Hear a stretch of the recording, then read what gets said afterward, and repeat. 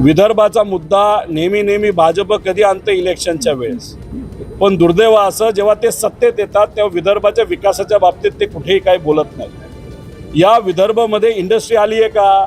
मुलांना हाताला रोजगार त्या ठिकाणी दिले गेले आहेत का? शिक्षण व्यवस्था तुमची कशी आहे? तुम्ही निर्णय घेत असताना सगळे जिल्हा परिषद शाळा त्या ठिकाणी बंद करायला निघालेला आहात। विदर्भमध्ये जर आपण बघितलं तर अवघड क्षेत्र सगळ्यात जास्त विदर्भमध्ये, आणि सगळ्यात जास्त शाळा तुम्ही जर विदर्भाच्या त्या ठिकाणी बंद करणार असाल हे कितपत योग्य आहे?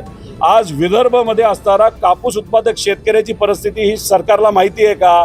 आज विदर्भामध्ये असणारा जो सोयाबीनचा उत्पादक शेतकरी त्याची परिस्थिती सरकारला त्या ठिकाणी माहिती आहे।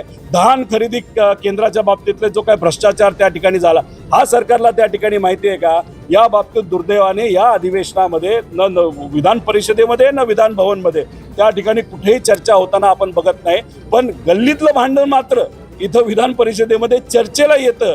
हे दुर्दैवी घटना आहे असं आपल्या सगळ्यांना म्हणावं लागेल।